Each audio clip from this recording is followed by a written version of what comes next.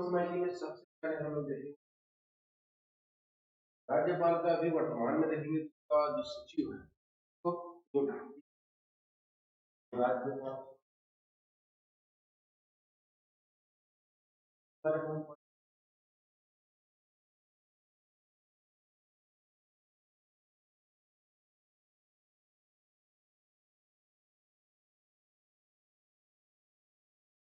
तो राज्यपाल का हमको देखना है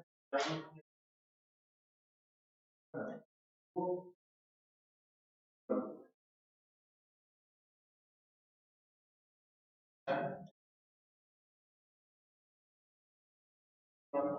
अब यहाँ पे राज्यपाल के बारे में हम लोग देखेंगे ठीक है तो यहाँ पे इसके साथ साथ हम राज्यपाल के बारे में वर्तमान में राज्यपाल आपका हरिश्चंद्र राज्यपाल वर्तमान में आपका कौन है विश्वभूषण हरिचंद्र विश्वभूषण तो याद रखना है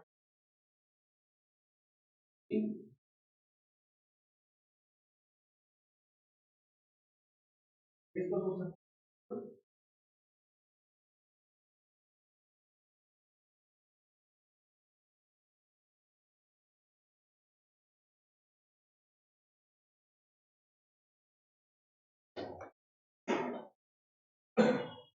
ये छत्तीसगढ़ के कौन से नंबर का क्रम का है राज्यपाल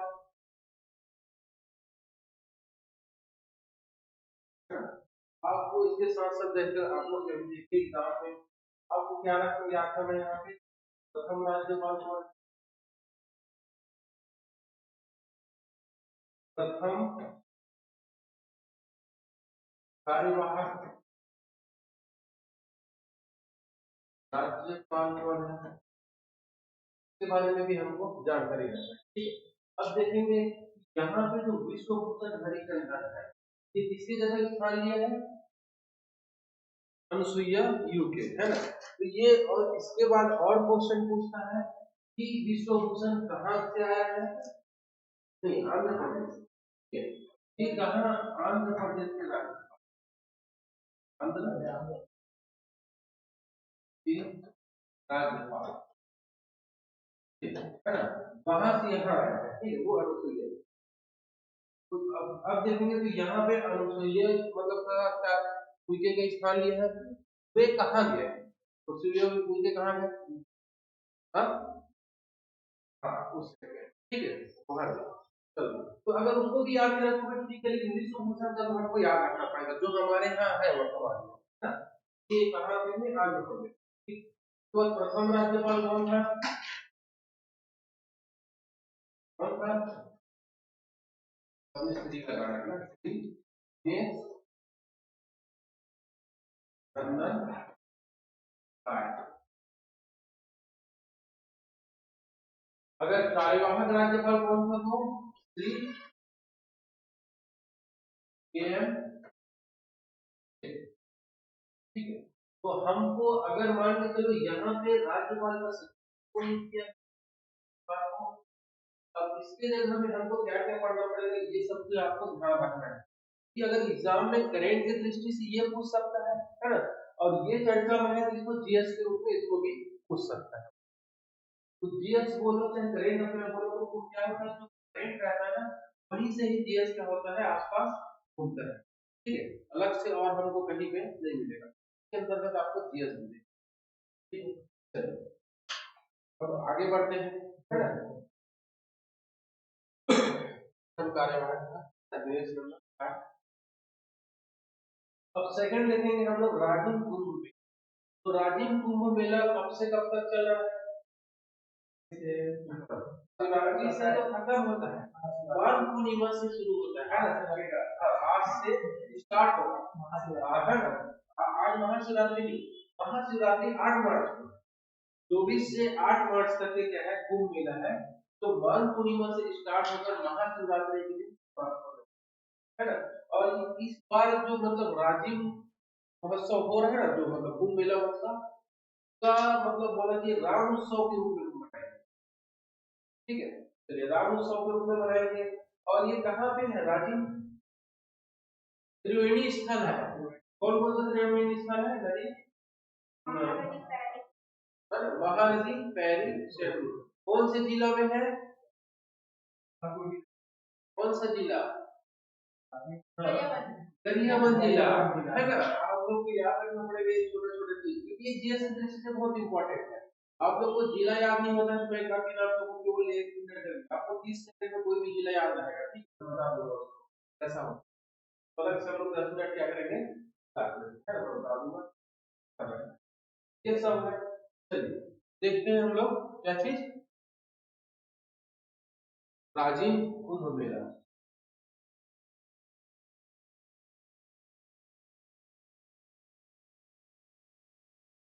मेला 2000 है ना।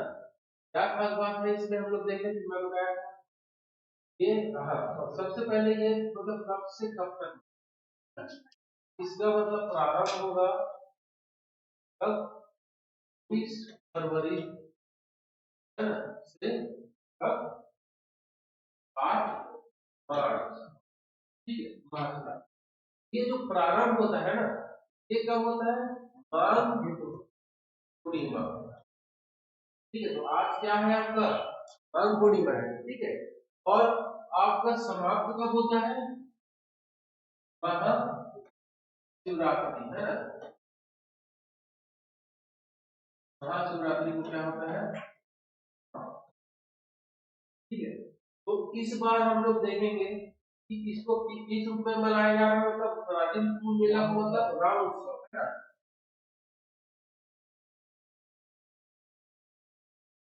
ठीक है। राम उत्सव के रूप में मनाया जाएगा इसको, इतना आपको ध्यान रखना है। और भी हम लोग इसके अंदर जाएंगे तो क्या देखेंगे, ये क्या है आपका राजिम, क्या है, त्रिवेणी संगम है ना। राजिम त्रिवेणी संगम, ठीक है। राजिम क्या है, त्रिवेणी संगम। इसमें क्या होता है, त्रिवेणी संगम में हम देखते हैं 3 नदियों का संगम है ना। तो 3 नदी कौन कौन है आपको ध्यान रखना है, कौन सा? महानदी, ठीक है, और पैरी है ना, और कुल्लू, ये सबको याद रखना है। और अंदर जाओगे तो आपको क्या करना पड़ेगा, जैसे महानदी का उद्गम कहाँ से निकलता है, सिहावा है ना। सिहावा कहाँ पे है, पैरी नदी कहाँ से निकलता है, हाँ, पैरी नदी। सोनू कहाँ से निकलता है, रायपुर में कहाँ चली जाएगा यार, मतलब उसको देखेंगे आप लोग तो आपका मतलब गरियाबंद में हो तो है ना। फिर आपका भातगड़ी की पहाड़ी और नारियल, नारियल पानी बोलते हैं ना उसको, क्या बोलते हैं, तो स्थान है। चलो देखेंगे, भातगड़ी की पहाड़ी है ना। चलिए ये सबको आपको क्या करना है, इसको आपको देखना है ना।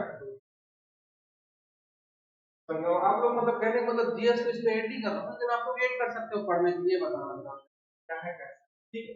चलिए ये हो गया आपका क्या चीज, प्राचीन कुंभ मेला है ना, महोत्सव।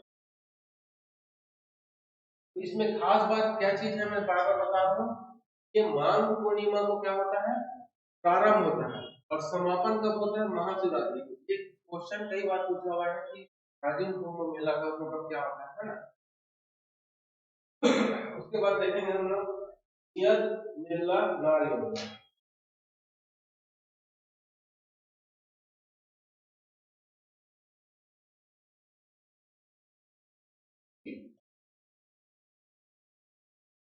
यद, हाँ, मेला नार गुजरात, हाँ।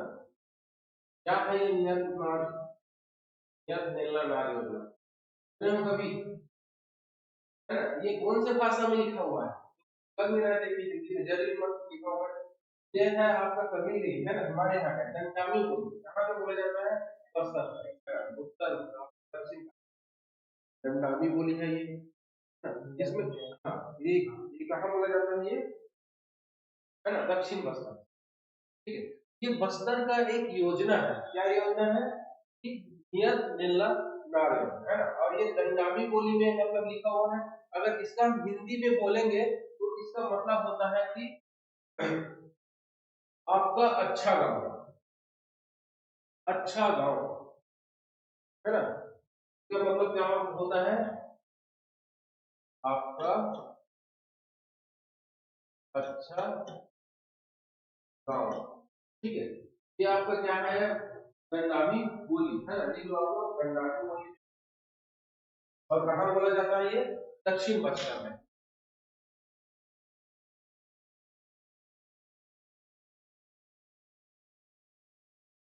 कहाँ बोला जाता है ये, ठीक है, दक्षिण पश्चिम गंडामी बोली में है आपका अच्छा गांव। इसका उद्देश्य क्या है कि नक्सल प्रभावित गांव में, क्योंकि वो क्षेत्र बहुत ज्यादा क्या है, नक्सल प्रभावित है।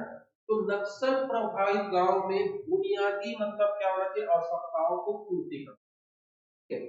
बुनियादी आवश्यकता मतलब क्या क्या हो सकता है तो वहाँ पे, तो है ना, ठीक है, आवश्यकताओं की पूर्ति करना और कल्याणकारी कार्य करना। तो इसमें बुनियादी आवश्यकताओं के अंतर्गत उज्ज्वला योजना 2.0 क्या होता है, कब से स्टार्ट हुआ है, 2021 से।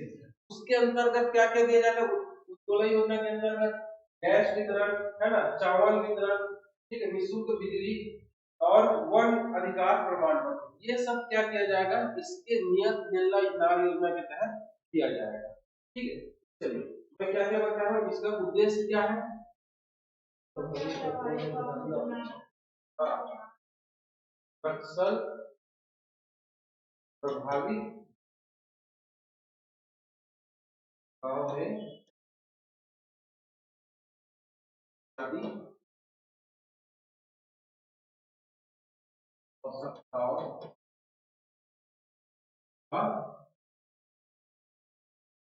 कल्याण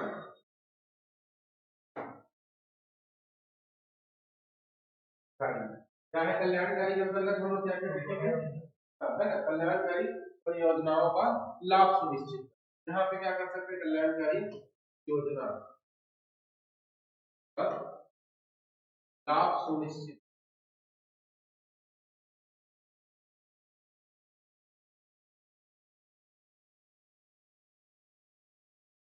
ठीक है। और इसके अंतर्गत क्या होगा, है ना, योजना 2.0 इसका प्रारंभ कब हुआ था, 2021 में, याद रखना। इसके अंतर्गत आपको क्या क्या बताया था, मैं आपको शुल्क चावल, है ना, और क्या क्या बताया था, मैं निःशुल्क चावल हो गया, गैस सिलेंडर हो गया, ठीक है, आपका नमक गुड़ राशन कार्ड, ये सब आपको इसमें दिया जाएगा, है ना, तो गैस सिलेंडर,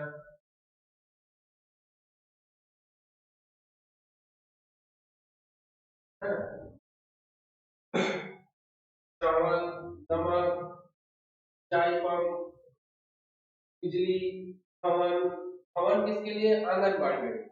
मतलब इसमें क्या लिखा है, कल्याण जन योजना लाभ सुनिश्चित कर, कहीं पे आंगनबाड़ी तो है लेकिन उसके पास भवन नहीं है। अगर देखोगे ना, जैसे बस्तर एरिया में तो कई ऐसा गांव है जहाँ पे आज भी पेड़ के नीचे पढ़ाया जाता है ना, ऐसा स्थिति है कुछ कुछ एरिया में। तो ऐसे जगहों में क्या करना चाहिए, खासकर जो नक्सल प्रभावित गांव है वहां पे आपको बुनियादी आवश्यकताओं को और कल्याणकारी योजनाओं को ठीक है। और क्या है, वन अधिकार प्रमाण पत्र, ये मतलब बहुत इम्पोर्टेंट है, वन अधिकार प्रमाण पत्र। वन अधिकार प्रमाण पत्र का वितरण मतलब क्या है, जंगलों में जो मतलब जो रहते हैं ना, उसको कुछ क्षेत्रों में जो रहता है उनको जाने की अनुमति नहीं रहता, लेकिन ऐसे क्षेत्र जहाँ पे उनका गांव नहीं है वहां पे क्या करते हैं, उन लोग रह सकते हैं, ऐसा उनको अधिकार प्रमाण पत्र दिया जाता है। और उसमें साधनों का दोहन कर सकते हैं, जैसे जलाओ लकड़ी के रूप में सूखा लकड़ी लाना, है ना, ये सब करना, लेकिन आप वो काम नहीं कर सकते, ठीक है। तो ये सब है, तो याद रखना, नियत निर्णय योजना नाल योजना कहाँ पे है, तो बस्तर में, है ना। तो इसका उद्देश्य क्या है, इसका उद्देश्य नक्सल प्रभावित गांव में क्या करना है, वो बुनियादी आवश्यकताओं कल्याणकारी योजनाओं का क्या है, सुनिश्चित करना है कि हो रहा है कि नहीं हो रहा है ना। ये आपका नियत निर्णय योजना कौन सी भाषा का है? तो दंडामी बोली का है। और दंडामी बोली कहाँ बोला जाता है? दक्षिण बस्तर में। ये सब क्वेश्चन है। अगर मान लो अभी वर्तमान में पूछ दिया कि दंडामी बोली कहाँ बोला जाता है, तो हमको लगता है कि इतना सारा बोली में कितना बोली को याद है ना। अब इसका क्या है, दंडामी बोली में दक्षिण बस्तर है, तो दक्षिण बस्तर में और कौन कौन सा बोली बोला जाता है वो याद कर लो। और उसमें बस सर्वाधिक जनजाति बोली मतलब कौन सा है वो याद कर लो, है ना। सेकंड नंबर पे कौन सा है वो याद कर लो। ये सब इम्पोर्टेंट है। चलिए आगे देखते हैं हम लोग शिरपुर महोत्सव।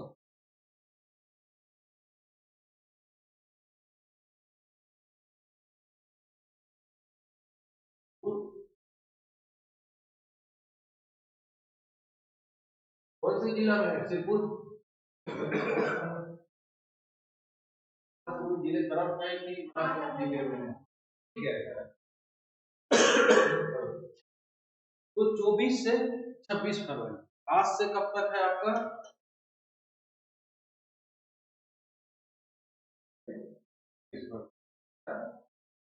क्या हो रहा है यहाँ पे? शिरपुर महोत्सव का आयोजन किया जाएगा। इसका मुख्य अतिथि सीएम। सीएम मतलब मुख्यमंत्री। छत्तीसगढ़ी में क्या बोलते हैं उसको? मुख्यमंत्री, है ना, पूछा हुआ है। क्या हाँ हाँ, जैसी में क्या है ना, सीएम कौन है? हाँ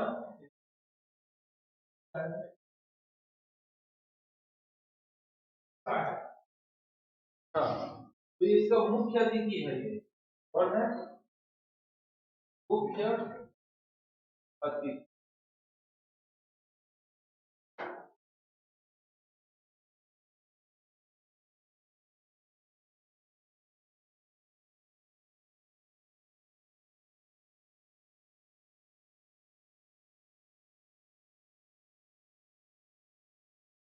है ना, सुजन शाह। छत्तीसगढ़ के कौन से नाम के मुख्यमंत्री है ये? है ना। प्रथम मुख्यमंत्री कौन था? प्रथम निर्वाचित मुख्यमंत्री कौन था? नहीं, प्रथम निर्वाचित मुख्यमंत्री में आपका रमन सिंह आएगा, है ना। ये सब छोटे छोटे क्वेश्चन को आपको ध्यान रखना है। यहाँ पे मुख्यमंत्री आएगा तो अभी बना ही है ना। तो आप इसका विधानसभा क्षेत्र कौन सा है? हाँ, ये छोटे छोटे बात मतलब आपको जीएस के रूप में याद रखना है। शिरपुर जो महोत्सव है 2024 में हो रहा है ना, तो पहली बार यहाँ पे गंगा आरती का मतलब क्या है? आयोजन है। मतलब पहली बार यहाँ पे क्या होगा? गंगा आरती का आयोजन। ठीक है, गंगा आरती का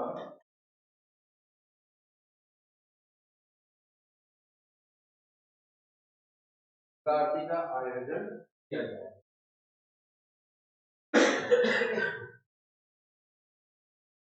इसके बाद भी आप लोग अगर न्यूज पेपर वगैरह पढ़ते हो तो पढ़ना है ना कि इतिहास क्या शुद्ध है। मैं क्या कर रहा हूँ, कुछ कुछ चुन के ला रहा हूँ, है ना। कुछ हो सकता है कि छूट भी जाए, आप लोग को पढ़ना है। चलिए फिर हम लोग उसके बाद फिर next point, green energy award 2024। Chhattisgarh को ही मिला है, इस कारण यहाँ बता रहा हूँ मैं, भारत है ना। ग्रीन, क्या बोले? नहीं, राजनांदगांव छत्तीसगढ़ को मिला है ग्रीन एनर्जी अवार्ड। मतलब ये अवार्ड जो है ना छत्तीसगढ़ के बायोफ्यूल विकास प्राधिकरण, तब आपका छत्तीसगढ़ का बायोफ्यूल विकास प्राधिकरण के अंतर्गत राष्ट्रीय स्तर पर आउटस्टैंडिंग कम्युनिटी, है ना, मतलब बहुत अच्छा काम किया राष्ट्रीय स्तर पर, इस कारण इसको ग्रीन एनर्जी अवार्ड 2024 से सम्मानित किया गया है। ग्रीन एनर्जी अवार्ड को दिया गया है छत्तीसगढ़। तो छत्तीसगढ़ को किसको दिया गया है आपको देखेंगे तो बायोफ्यूल विकास प्राधिकरण। ठीक है, छत्तीसगढ़ के बायोफ्यूल विकास प्राधिकरण को दिया गया है। ठीक है,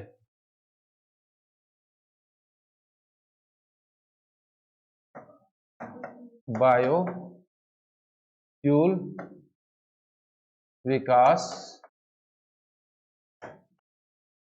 प्राधिकरण, ठीक है, इसको दिया गया है ना। तो किस लिए दिया गया है? राष्ट्रीय स्तर पर आउटस्टैंडिंग कम्युनिटी बेस्ड, लिख लो, राष्ट्रीय स्तर पर outstanding community based green energy project, outstanding community based green energy project श्रेणी में अवार्ड दिया गया है, ठीक है। हाँ,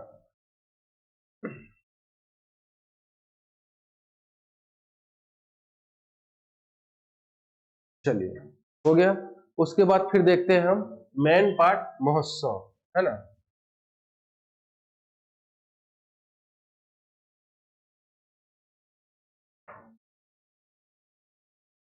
महोत्सव 2024 मैन पाट कहाँ पे है? अंबिकापुर। अंबिकापुर कौन से जिला पे है? Jaspur, very good. सरगुजा, है ना, सरगुजा जिले में है, ठीक, याद रखना। तो यहाँ पे क्या हो रहा है? मैन पाट महोत्सव, ठीक है, किया जाता है।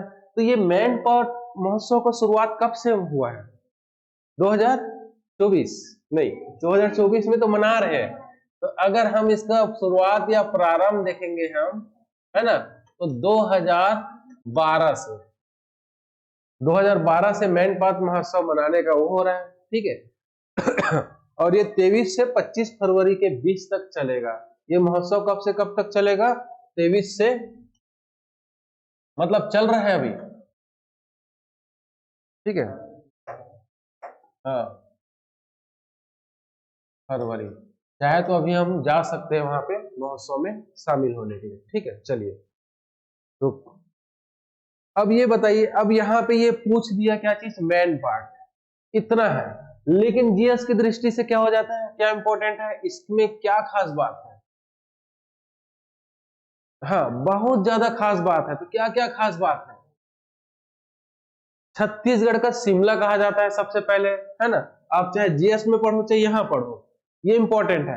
बस ये एक क्यों इंपॉर्टेंट है, क्योंकि अभी अगर मान के चलो कि 1-2 महीने में एग्जाम कुछ भी होता है, तो मैन पाट महोत्सव हो रहा है कहाँ पे आपका? यहाँ पे, है ना। और ये प्रारंभ कब हुआ था? एक इंपॉर्टेंट है क्या चीज? 2012 में।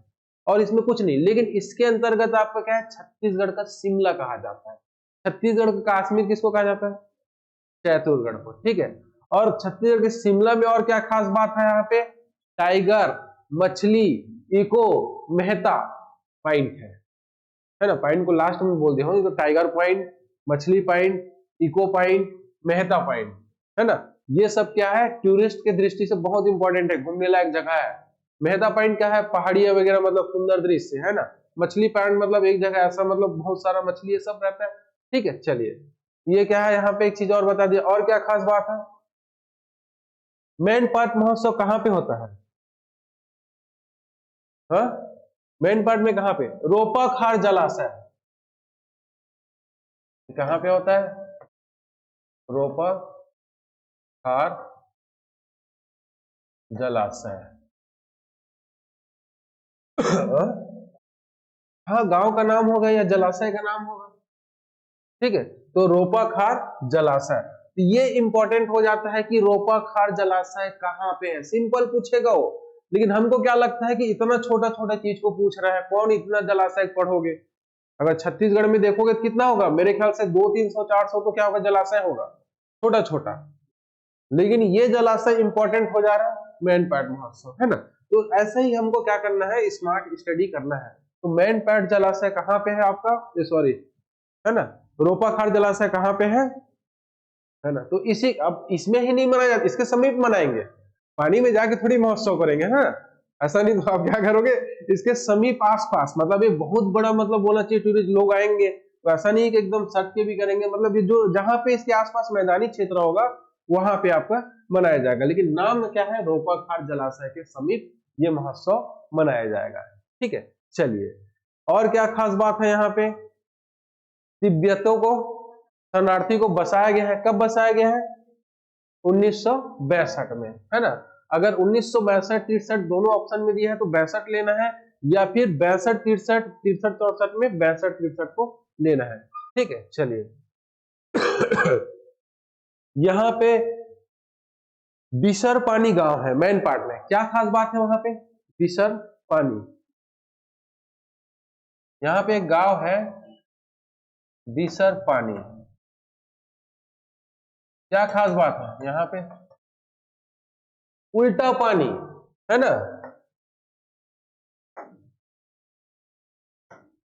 उल्टा पानी मतलब यहाँ पे ऐसा स्थिति दृश्य देखने को मिलता है कि जिस ओर ढलान है उस ओर पानी ना जाके किस ओर, जिस ओर चढ़ाव है उस ओर पानी जाता है ना। तो ये भी आपका क्या होना चाहिए, एक पर्यटन के रूप में बहुत ज्यादा फेमस स्थल है कि लोग देखने ही जाते हैं कि ऐसे कैसे हो सकता है। मतलब यहाँ पे अगर देखेंगे तो प्रकृति के नियम के विरुद्ध कार्य हो रहे हैं यहाँ पे, है ना। तो यही चीज है यहाँ पे। ठीक है, चलिए तो और एक क्षेत्र और है जलजली मैन, है ना। क्या खास बात है जलजली में? हाँ, लगभग 3 किलोमीटर स्क्वायर फीट एरिया ऐसा है जहां पे कूदोगे तो क्या होता है, एक स्पंज के रूप में कार्य करता है जमीन, है ना, उसको जलजली कहते हैं। ठीक है, चलिए ये हो गया, है ना। छत्तीसगढ़, अब नेक्स्ट देखते हैं छत्तीसगढ़ में पीएम श्री योजना, छत्तीसगढ़ में पीएम श्री योजना।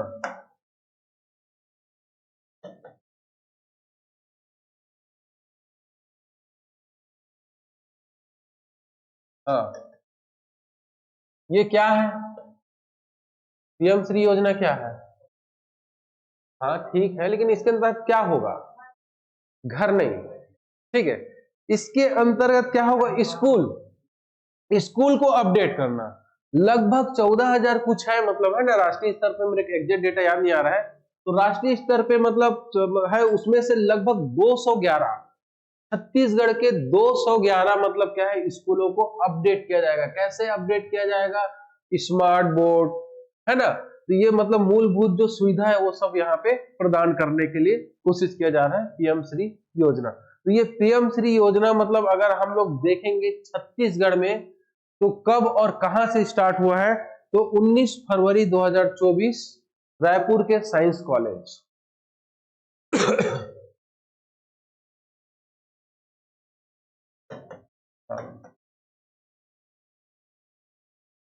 2024, है ना, रायपुर के साइंस, है ना, कॉलेज, कॉलेज साइंस कॉलेज, है ना, साइंस कॉलेज में हो रहा है। ठीक, चलिए हाँ, मुख्य अतिथि कौन थे? तो केंद्रीय शिक्षा मंत्री कौन है? केंद्रीय शिक्षा मंत्री कौन है? धर्मेंद्र प्रधान, केंद्रीय शिक्षा मंत्री धर्मेंद्र प्रधान है। और हमारे राज्य का शिक्षा मंत्री कौन है? हाँ, आप छोटा छोटा देखो, केंद्रीय मंत्री को अभी आप ध्यान में, हाँ है ना, तो ध्यान में नहीं भी रखोगे चलेगा, क्योंकि अभी क्या हो जाएगा, सब चेंज, अगर सत्ता में आए तो चेंज भी हो सकता है और नहीं भी हो सकता है ना। तो फिर भी आपको एग्जाम की दृष्टि से आपको याद रखना है, अपडेट करना आप लोग इस चीज को। धर्मेंद्र, है ना, हाँ, प्रधान, हाँ। तो और ये सब किसके अंतर्गत किया जाएगा? नई शिक्षा नीति 2020 पढ़ चुके हम लोग, है ना। क्या चीज? राष्ट्रीय शिक्षा नीति 2020, है ना, राष्ट्रीय शिक्षा नीति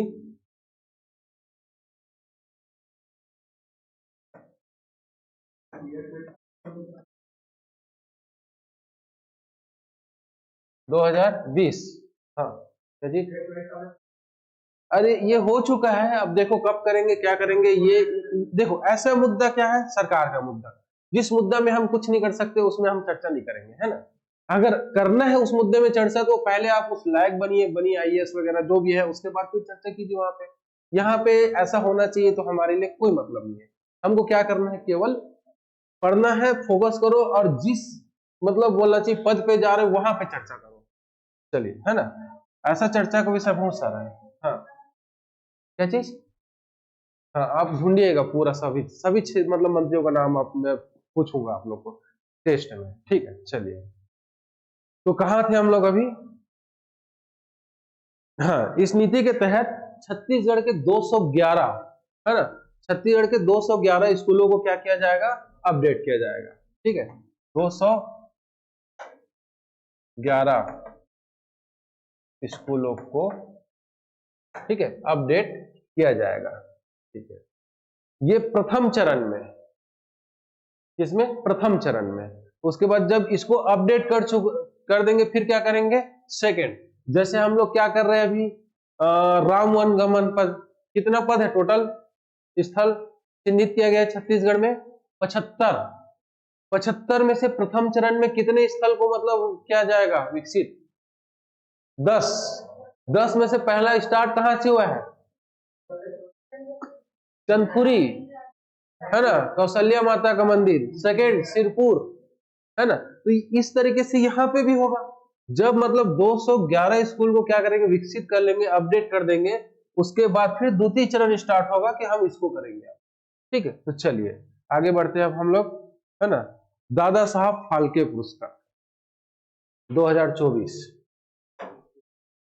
हाँ फिल्म जगत, हाँ दादा साहेब फाल्के, है ना,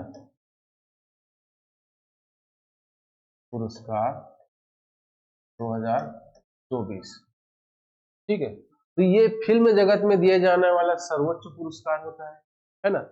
और क्या खास बात है इसका? Dada Saheb Phalke international film festival award, ठीक है।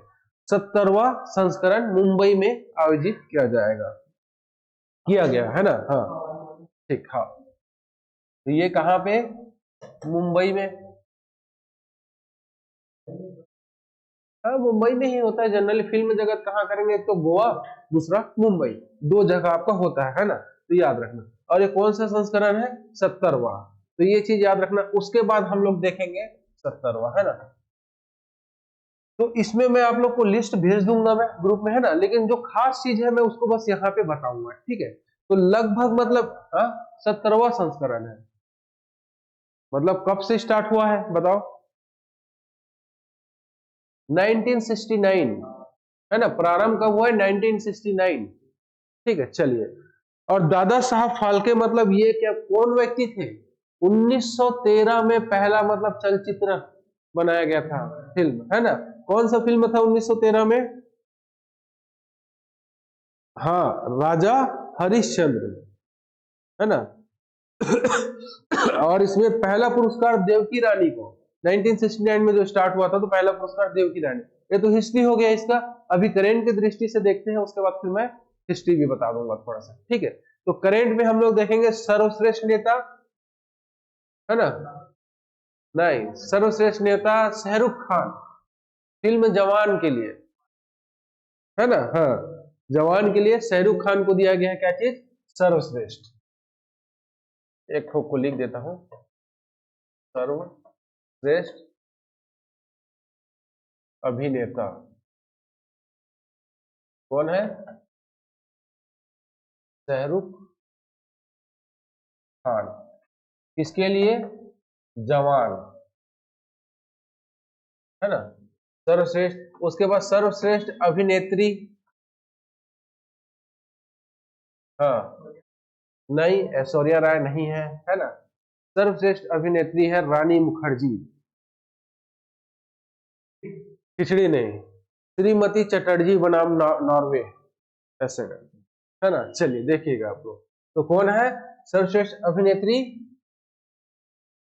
रानी, हाँ हाँ मतलब देखो दादा साहब फाल्के पुरस्कार के अंतर्गत बहुत सारे श्रेणी रहता है ना, बहुत सारे श्रेणियों में दिया जाता है। जैसे आपका सर्वश्रेष्ठ अभिनेता कौन है ना, सर अभिनेत्री कौन है, सर्वश्रेष्ठ फिल्म कौन सा है, सर्वश्रेष्ठ निर्देशक कौन है, तो फिर उसमें सर्वश्रेष्ठ हास्य कौन है, सर्वश्रेष्ठ विलन कौन है, ऐसे करके बहुत लगभग 40 व्यक्तियों को दिया गया है। तो सर्वश्रेष्ठ वेब सीरीज कौन सा है, तो सर्वश्रेष्ठ धारावाहिक कौन सा है, सीरियल बोलते हैं ना जो, तो ये सब क्षेत्र में दिया जाता है। लेकिन हमको केवल एग्जाम की दृष्टि से हम लोग केवल 7-8 को पढ़ेंगे, उसके बाद फिर मैं लिस्ट भेज दूंगा। हो सकता है एग्जाम में कहीं से भी पूछ सकता है, लेकिन ज्यादातर यहीं से पूछा हुआ है ना, तो उसी को पढ़ेंगे। हाँ, रानी मुखर्जी को श्रीमती चटर्जी बनाम नॉर्वे, चटर्जी बनाम नॉर्वे, है ना, यहाँ पे लिख देता हूं, श्रीमती चटर्जी बनाम नॉर्वे, ठीक है। हाँ, चटर्जी बनाम नॉर्वे, ठीक। सर्वश्रेष्ठ फिल्म जवान, सर्वश्रेष्ठ फिल्म कौन सा है? जवान, है ना। अगर देखेंगे फिल्म जवान, ठीक है। उसके बाद फिर सर्वश्रेष्ठ निर्देशक, निर्देशक मतलब क्या होता है? डायरेक्टर, है ना। हाँ, रोहित शेट्टी, संदीप रेड्डी वांगा, संदीप रेड्डी वांगा। कौन सा पिक्चर बनाया है ये? वांगा, एनिमल, ठीक है। हाँ हाँ हाँ, क्या चीज? ठीक है, उसका एनिमेटेड जो है, मतलब उसमें खास बात बहुत चीज है ना। बॉबी देओल आया है, वो अपना मतलब ज्यादा मेकअप नहीं, कुछ नहीं, ऐसा करके बहुत सारा चीज है उसमें जो था कि सिंपल बनाना, ये सब है उसने। हाँ, संदीप रेड्डी सांगा, हाँ, रेड्डी, है ना। संदीप रेड्डी भी कर लोगे तो चल जाएगा। एनिमल, एनिमल फिल्म में, ठीक है, संदीप रेड्डी, एनिमल। चलिए, उसके बाद फिर एक चीज और लिख लो, टेलीविजन श्रृंखला में, है ना। टेलीविजन, ये तो हमारा फिल्म जगत हो गया। उसके बाद टेलीविजन श्रृंखला में देखेंगे हम लोग सर्वश्रेष्ठ अभिनेता नील भट्ट। टेलीविजन श्रृंखला मतलब सीरियल, जो घर में नहीं देखते सीरियल वगैरह, जो 1 घंटा रोज आता है, वो सबके क्षेत्र में, है ना। टेलीविजन श्रृंखला में सर्वश्रेष्ठ अभिनेता नील भट्ट, हाँ, भट्ट भट्ट भट्ट, नील भट्ट, है ना। तो ये क्या है? सर्वश्रेष्ठ अभिनेता। किसके लिए दिया गया है इसको? गुम है किसी के प्यार में, ठीक है। देखते हो सीरियल वाला, है ना। चलिए, हाँ, मैं पहली बार सुना इसको। तो नील भट्ट, है ना। और सर्वश्रेष्ठ अभिनेत्री रूपाली गांगुली, है ना, अनुपमा, हाँ, ठीक। आप लोग को इसको याद करने की जरूरत नहीं है, रोज देखते हैं, है ना। रूपाली गांगुली, अनुपमा, शायद सीरियल है, आता होगा, टाइमिंग पूछ लेना, है ना। हाँ, एक बार देखना, फिर खैर समझ नहीं आएगा पहली बार देखने से, है ना, क्योंकि इसका पूरा एक के बाद एक के बाद एक स्टोरी रहता है। अब पता फिल्म है नहीं है, सीरियल है, ठीक है। चलिए, छोड़ो, सबको देखेंगे हम लोग, है ना। तो उसके बाद फिर चलो, तो दादा साहब, है ना, कुछ महत्वपूर्ण तथ्य देख लेते इसमें अब, है ना। तो क्या चीज है दादा साहब के बारे में? फिल्म जगत के जनक माना जाता है, पिता कहा जाता है दादा साहब को। क्या चीज? दादा साहब, है ना। ये क्या है आपका? फिल्म जगत के पिता, या इसी को जनक भी कहा जाता है ना। और क्या खास बात है इसके बारे में? इसने 1913 में क्या किया था? 1913 में पहला फिल्म, है ना, पहला चलचित्र, या फिर पहली पूर्ण लंबाई वाली फिल्म, ऐसा कर लो, पहली पूर्ण लंबाई वाली, है ना। पहली पूर्ण लंबाई, समझ में आ रहा है ना ये?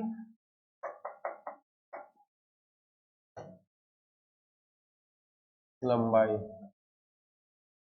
वाली फिल्म, ठीक है। कौन सा है?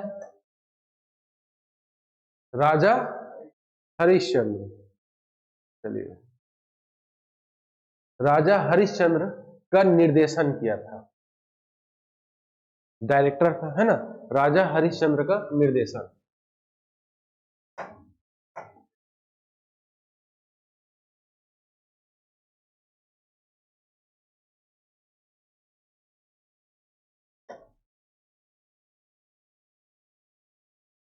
निर्देशन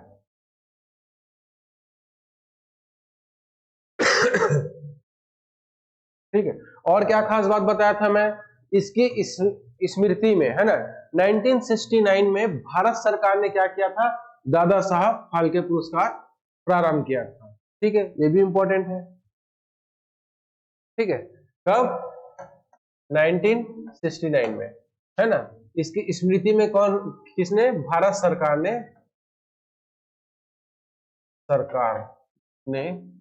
क्या किया था, दादा साहब, है ना, फाल्के पुरस्कार प्रारंभ, ठीक है, दिया जाता है। और ये क्या है, फिल्म जगत का सर्वोच्च पुरस्कार है। ठीक, चलिए, और पहला पुरस्कार किसको मिला था, देवकी रानी। आप चाहो लिख लो इसको, है ना, पहला पुरस्कार अगर देखेंगे तो इसमें आपका पहला, है ना,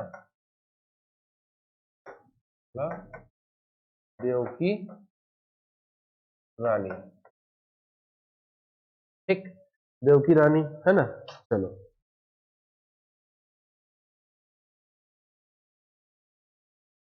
थोड़ा सा बच गया है, ज्यादा नहीं है, इंपॉर्टेंट है। आप लोग अगर पढ़ते होंगे तो कोई दिक्कत नहीं, है ना, क्योंकि अगर ये क्लास रहेगा तो आप सीधा सीधा एग्जाम में 10, अगर जैसे कि मार्केट में आएगा ना पत्रिका, वार्षिक, अर्धवार्षिक, मासिक, तो आपको ऐसा लगेगा ये सब पढ़ चुके हैं, इसी कारण ये पढ़ना जरूरी है। चलिए नेक्स्ट देखते हैं हम अब क्या है ना। तो त्रिपक्षीय अभ्यास दोस्ती 16, है ना, त्रिपक्षीय अभ्यास दोस्ती,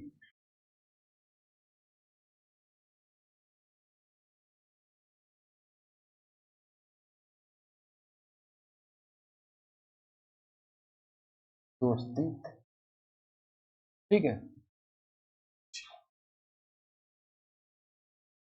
क्या है ये त्रिपक्षीय अभ्यास दोस्ती, ये मालदीव में शुरू हो रहा है 22 से 25 फरवरी के बीच 2024 चलेगा, है ना। कहाँ हो रहा है ये, मालदीव में, हाँ, 22 से 25, ये, हाँ, आओ, मालदीव मैं केवल, हम लोग साप्ताहिक करेंट पढ़ेंगे, है ना, तो फरवरी का ही रहेगा आपका 22 से 25 फरवरी, ठीक है। कहां पे चल रहा है, मालदीव में। इसमें क्या होगा कि भारतीय और श्रीलंका तट रक्षक में समुद्री सहयोग, है ना, भारतीय और श्रीलंका तट रक्षक, भारतीय व श्रीलंका तट रक्षा क्षेत्र में सहयोग, ये उद्देश्य से किया जाता है ये अभ्यास। मतलब मान के चलो कहीं पे भी अगर ऐसा कुछ हो रहा है ना, हमला, आतंकी हमला कुछ आ रहा है समुद्र के तट के माध्यम से, तो अगर इस ओर से आ रहा है तो भारतीय और श्रीलंका से ना, मतलब जो अभ्यास किया रहेंगे उस हिसाब से उसका घेराबंदी करके इसको क्या करेंगे, रोकेंगे। इसी कारण क्या किया जाता है, अभ्यास किया जाता है ना। अब यहाँ पे मैं क्या बोला हूँ, त्रिपक्षीय, है ना। अगर देखेंगे तो सबसे पहले भारत श्रीलंका के बीच था, आगे फिर ये जुड़ता है ना, तो ये सब देखेंगे। तो क्या होता है, ये इसकी शुरुआत हुआ था 1991 में। शुरुआत कब हुआ था इसका, 1991 में, है ना, प्रारंभ हुआ था, ठीक है। और अब तक इसी कारण 16वां कड़ी है ये, ठीक है। और इसमें अगर देखेंगे तो भारत और मालदीव दोनों का था, भारत और मालदीव का था, लेकिन श्रीलंका ने कब जुड़ा है, 2012 में शामिल होता है श्रीलंका,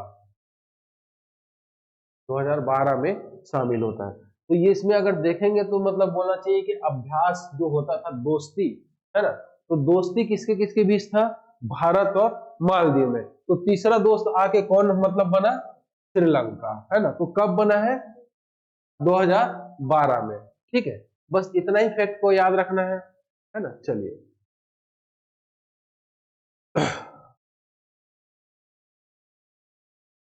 पहला कछुआ संरक्षण स्थापित, नेक्स्ट पॉइंट हम लोग देखेंगे तो कछुआ संरक्षण, है ना। हाँ, कछुआ संरक्षण, कछुआ मतलब केचुआ और कछुआ दो अलग अलग वर्ड है। हाँ हाँ, ठीक है, टर्टल, ठीक, मैं उसके बारे में बात कर रहा हूँ। ये घग्गर नदी है ना, घग्गर नहीं, घाघरा नदी, सॉरी, है ना, घाघर, हाँ, घाघर और घग्गर दोनों अलग है, ठीक है। हाँ, तो घाघर नदी की सहायक नदी सरयू नदी के किनारे बनेगा कछुआ संरक्षण, है ना। घाघर नदी के सहायक नदी सरयू नदी के तट पर बनेगा। तो सरयू नदी क्या खास बात है, अयोध्या के किनारे, है ना, इसी के किनारे अयोध्या बसा, है ना। हाँ, घाघर नदी के सहायक नदी सरयू नदी के किनारे आवासीय कछुआ, और यहाँ पे बहुत सारा है, मतलब ऐसा, मतलब विलुप्त होने वाले कछुआ पाया जाता है इस क्षेत्र में, ठीक है। और यहाँ पे कई ऐसा मतलब भिन्न भिन्न प्रकार के मछली पाया जाता है, इसलिए लगभग नदी किनारे 3 किलोमीटर को संरक्षण करके क्या कर रहे हैं, कछुआ संरक्षण के नाम से जाना जा रहा है, ठीक है। मतलब वहां जो मिल रहा है प्राकृतिक रूप से, और वो क्या हो रहा है, ऐसी प्रजाति है कि विलुप्त हो रहा है, ठीक है। चलिए, तो ये सब है। नेक्स्ट, फ्रांस का सर्वोच्च नागरिक सम्मान, फ्रांस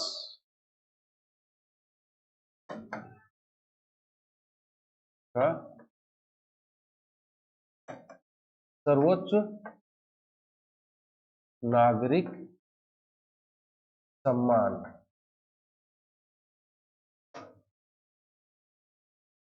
2024, है ना। तो फ्रांस का सर्वोच्च नागरिक सम्मान जो है, उसमें से किस भारतीय को दिया जा रहा है, इसमें देखेंगे शशि थारूर को। हाँ, शशि थारूर, फ्रांस का जो सर्वोच्च नागरिक सम्मान है उसको किसको दिया जा रहा है, शशि थारूर का, जो भारतीय है ना।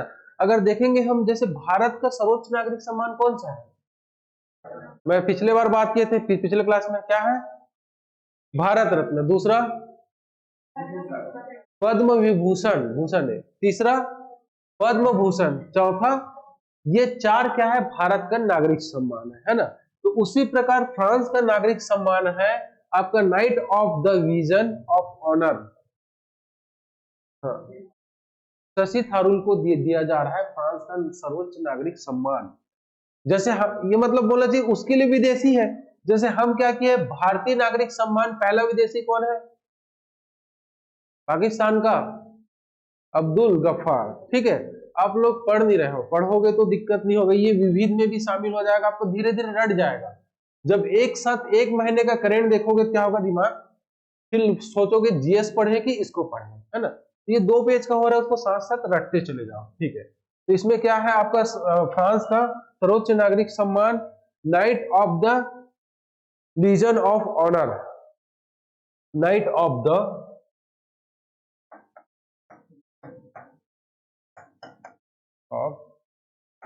है ना, लीजन ऑफ ऑनर, ठीक है, लीजन ऑफ ऑनर से सम्मानित किया गया, ठीक है।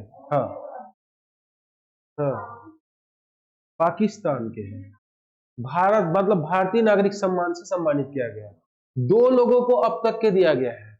दूसरा कौन है, जानते हो आप लोग, बहुत फेमस है, चर्चित है, लेडी है, नहीं, विदेशी बोल रहा हूं तो फिर इंदिरा गांधी, मदर टेरेसा, ठीक है। तो अब मैं विदेशी बोलता हूँ, भारतीय के बारे में चर्चा करता हूं, ऐसा नहीं है, वो विदेशी जरूर थी, लेकिन यहाँ मतलब आप लोग जानते हो ना, महिला मतलब जहां की बहू बन के गई, मतलब वहां की निवासी, ठीक है। तो वही चीज है, आया तो यहीं की है, अभी बहुत सारा चर्चा में चल रहा है।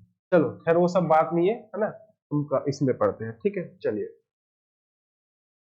उसके बाद नेक्स्ट पॉइंट, 21 फरवरी अंतरराष्ट्रीय मातृभाषा दिवस, है ना। 21 फरवरी को क्या मनाया जाता है, मातृ, है ना, भाषा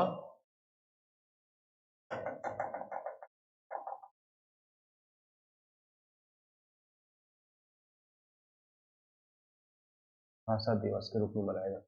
ठीक है, 21 फरवरी। तो ये मातृभाषा से क्या समझते हो आप?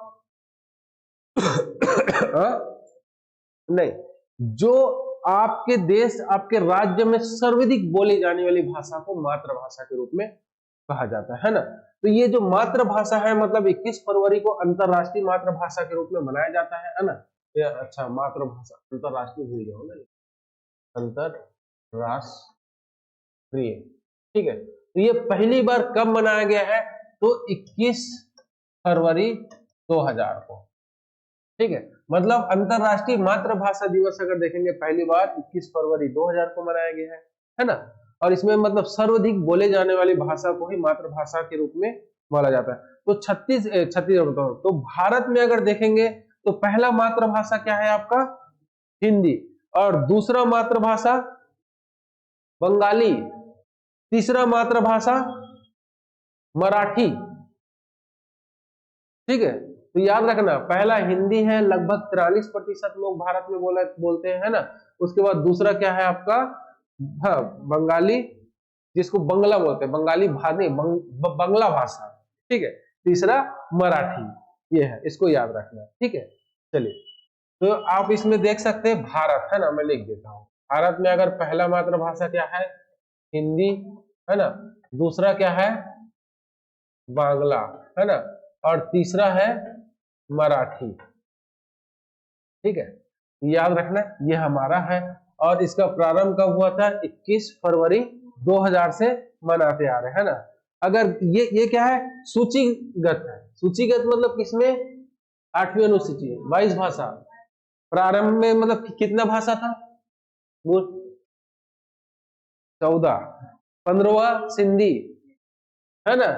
तो ये सब पढ़ेंगे पॉलिटी में, आप लोग को मतलब मेरे कहने का मतलब ये सब यहाँ से रिलेटेड कहाँ, फिर अगर पॉलिटिक्स क्वेश्चन करेगा फिर यहाँ से करेगा, घूमेगा वो, है ना। इसी कारण मैं आप लोग को बार बार बता रहा हूँ कैसे पढ़ना है इसके साथ साथ, है ना। तो चलिए अब देखते हैं गैर सूचीगत भाषा में भील, है ना।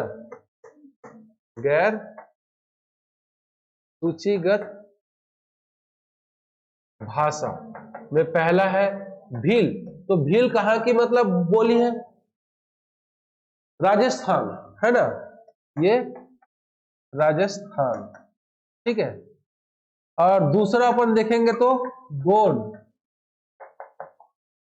गोंड मतलब आपका क्या कहलाएगा? ये गोंडी, है ना, गोंडी। तो गोंडी कहाँ बोला जाता है? सभी जगह बोला जाता है भारत में, मतलब बहुत जगह। जैसे छत्तीसगढ़ में बोलोगे गोंड कहाँ है तो कहाँ नहीं है ना। ये सब है, मतलब सभी जगह है। अगर सबसे ज्यादा देखेंगे तो बस्तर साइड पाया जाता है, ये अलग मैटर है। लेकिन कहाँ है बोलेंगे तो सब पूरा संपूर्ण छत्तीसगढ़। सबसे ज्यादा कहाँ है? एमपी में है। तो सभी जगह ये मतलब पाया जाता है। तो अगर देखेंगे तो क्या होता है? गैर सूचीगत में भील आएगा, राजस्थान, है ना। उसके बाद फिर गोंडी, तो सभी जगह बोला जाता है, इसलिए हम लोग हाँ सबसे ज्यादा देखेंगे तो हम लोग एमपी, ये सब है। ठीक है, चलिए उसके बाद देखेंगे खजुराहो। खजुराहो नित्य महोत्सव, है ना। हाँ, खजुराहो, ठीक है, महोत्सव।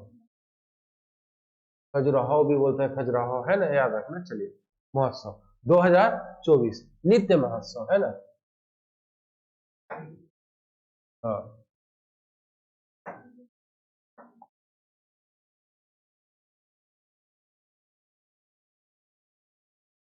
नित्य महोत्सव। तो ये कहाँ होगा?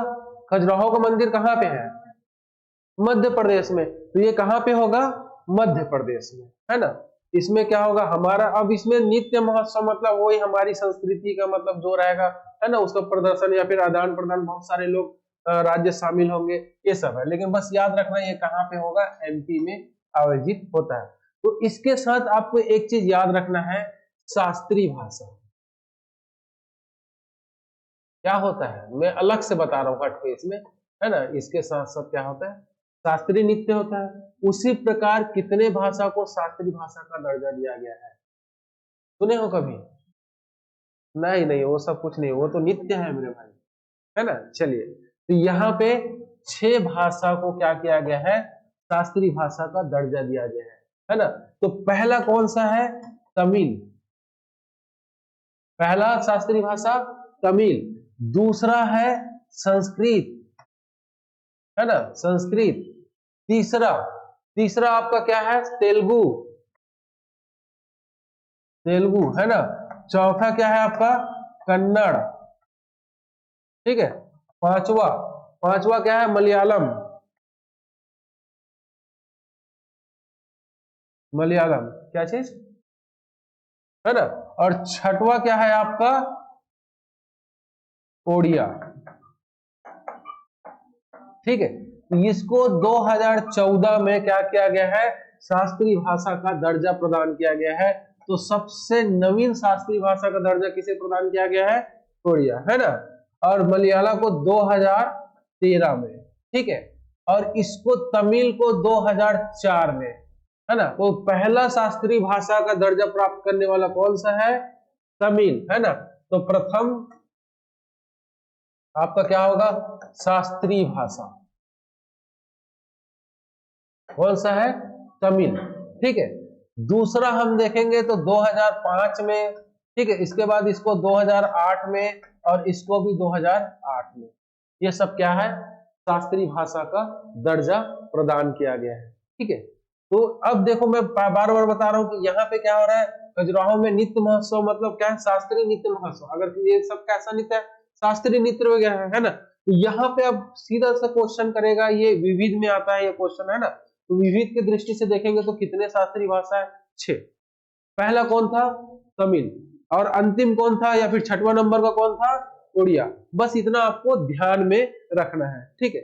चलिए उसके बाद, हाँ क्या चीज, हाँ ये दोनों तेलुगु और कन्नड़, है ना। तेलुगु है, इसको थोड़ा सा ध्यान रखना, लिखने में थोड़ा सा वो हो जाता है ना, तेलुगु, ठीक है, और कन्नड़। चलिए ठीक है, नेक्स्ट पॉइंट,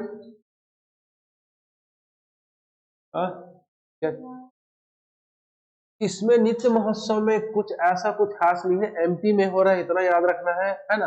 ये नृत्य में मतलब बहुत सारे, जैसे हमारे होता है नृत्य, तो उसमें क्या होता है कई राज्य के आएंगे, है ना। तो ये नॉर्मल क्या होता है, सांस्कृतिक पहचान, है ना, ये सब के लिए इसका आयोजन किया जा रहा है, कुछ विशेष, हाँ ऐसा कुछ अभी मत पढ़ो, है ना, मैं ग्रुप में भेज दूंगा, क्योंकि और भी बहुत सारा चीज है, फिर आप लोग का उगने लगोगे, ठीक है। तो मेरा बताने का उद्देश्य ये था, है ना। चलिए अब देखते हैं नेक्स्ट पॉइंट, सुप्रीम कोर्ट परिसर में वेलनेस सेंटर का उद्घाटन, है ना, आयुष समग्र कल्याण केंद्र, ऐसा बोल सकते हो, सुप्रीम कोर्ट में, सुप्रीम कोर्ट के परिसर में, है ना, क्या चीज, आयुष समग्र समग्र, है ना, केंद्र, हाँ केंद्र, ठीक है, आयुष समग्र, समग्र इसमें गलत दिया है ना,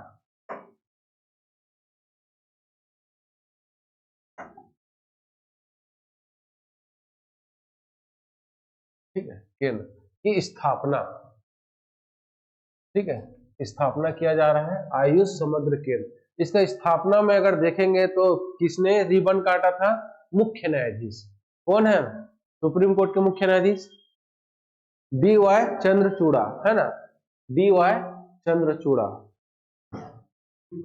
हाँ मुख्य न्यायाधीश DY, ठीक है,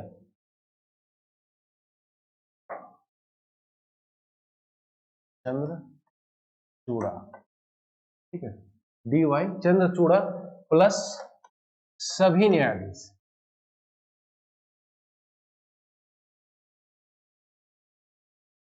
सभी न्यायाधीश, है ना। मतलब DY चंद्रचूड़ा प्लस सभी न्यायाधीश ने क्या किया, यहाँ पे मिलके रिबन काटा है। तो किस चीज के लिए, आपका आयुष, है ना, हाँ आयुष समग्र कल्याण केंद्र। तो ये किस चीज, इससे क्या समझ आ रहा है, आयुष समग्र, कल, ठीक, हाँ पिछला कल, ठीक है। चलिए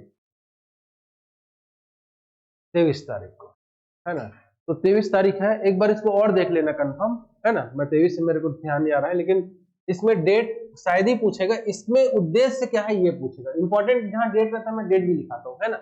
इसमें उद्देश्य ये है कि इसका मतलब होना चाहिए सुप्रीम कोर्ट परिसर में करने का क्या उद्देश्य। इसका मतलब क्या होता है, आयुष समग्र केंद्र, मतलब कि यहाँ पे सुप्रीम कोर्ट में जितने भी मुख्य न्यायाधीश और सभी अन्य न्यायाधीश, सभी कर्मचारी, है ना, इसमें क्या है, स्वास्थ्य संबंधी क्या होगा आपका, हेल्थ संबंधी, है ना, शारीरिक, मानसिक और भावनात्मक, है ना। तो यहाँ पे क्या किया जाएगा, भावनात्मक स्वास्थ्य, है ना, मतलब आपका कल्याण के लिए देखभाल प्रदान करेंगे, मानसिक, है ना। तो इसमें काम क्या है, चाहो तो आप लोग लिख लो, इसमें मतलब शारीरिक, मानसिक और भावनात्मक कल्याण, है ना।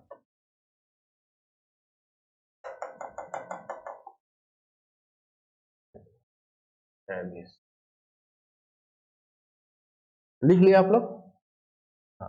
तो क्या देखभाल प्रदान करने के लिए डिजाइन किया गया, है ना, शारीरिक, मानसिक और भावनात्मक कल्याण, है ना। देखो कोर्ट में रहना मतलब सभी टाइप के रहते कर्मचारी, आपका शारीरिक रूप से, मानसिक रूप से, भावनात्मक रूप से, ये सब मतलब वहां पे होता है ना, क्योंकि कोर्ट में बहुत सारे लोग हैं, देखेंगे कर्मचारी कोई रो रहा है, कुछ हो रहा है, कोई भावुक हो रहा है ना, किसी के साथ ऐसा घटना हो गया, तो उसके देखभाल के लिए इस चीज का क्या किया जा रहा है, खोला जा रहा है ना, मतलब उसके लिए डिजाइन किया गया है देखभाल प्रदान करना। अगर आप मान के चलो कि कहीं से काम करके आ रहे हो, वहां पे जाके आप रिलैक्स हो सकते हो, ठीक है, इस तरीके से यहाँ पे किया जा रहा है, ठीक है,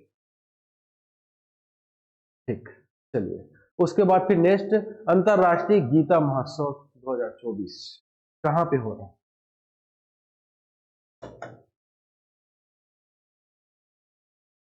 अंतरराष्ट्रीय गीता महोत्सव 2024 कहाँ पे हो रहा है बताइए। ये 5वां संस्करण है ना, 1 से 3 मार्च में होगा, ये 5वां संस्करण है, 1 से 3 मार्च,